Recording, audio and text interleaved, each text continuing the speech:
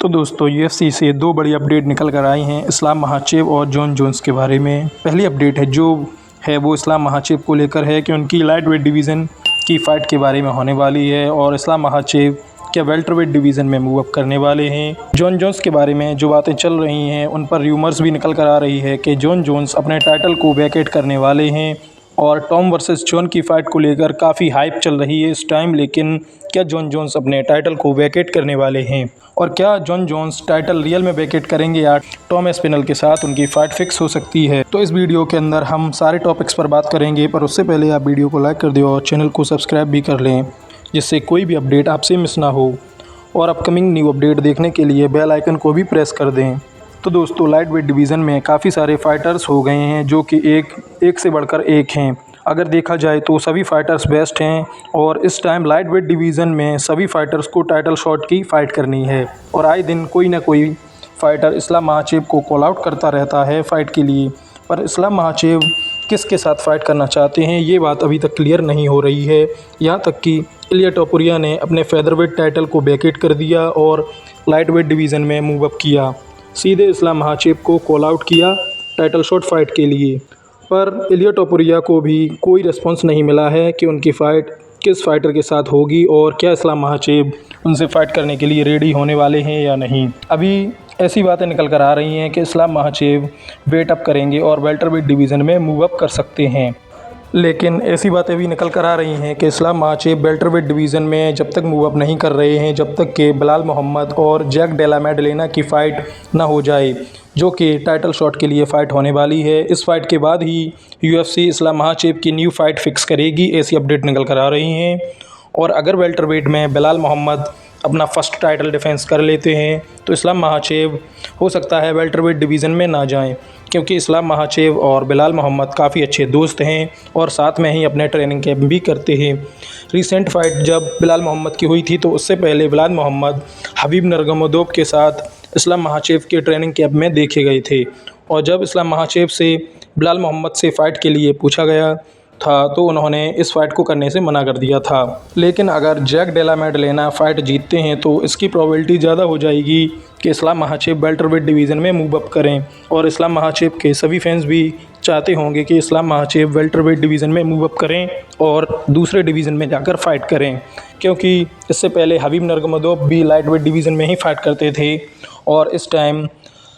इस्लाम महाचेव ने अभी light weight division को फुली कम्पीट कर दिया है और कोई भी ऐसा फाइटर नहीं बचा है इस्लाम महाचेव के लिए अब लाइट वेट डिवीज़न में फ़ाइट करने के लिए। तो ये पॉसिबल तभी हो सकता है जब जैक डेला मेडलेना बिलाल मोहम्मद को हरा दें, लेकिन बिलाल मोहम्मद कोई नॉर्मल फाइटर नहीं है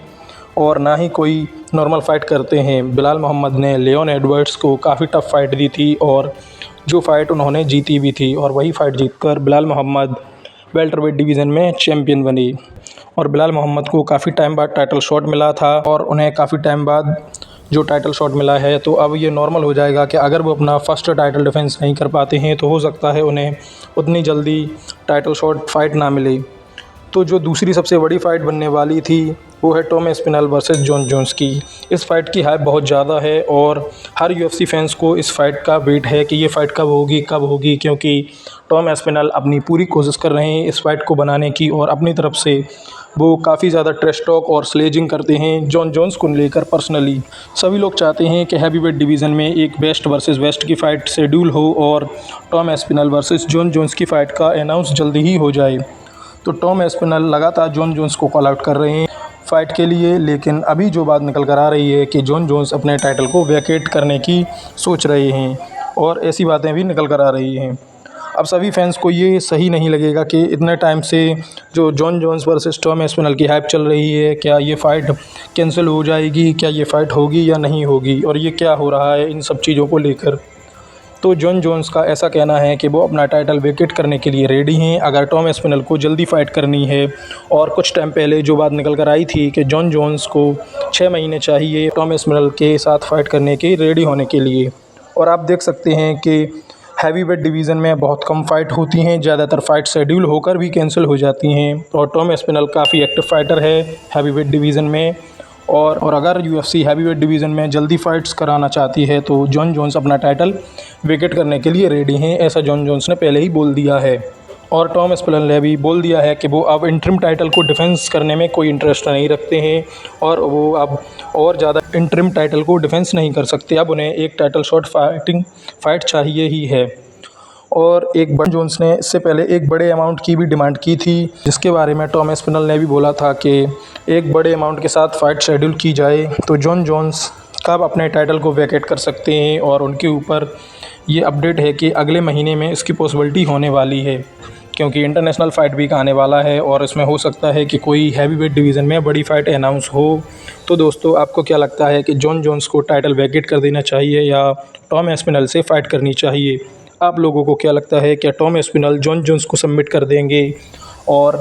इस्लाम महाचेप को लेकर जो काफ़ी सारी बातें चल रही हैं, उस पर आपकी क्या राय है? कमेंट करके ज़रूर बताएं।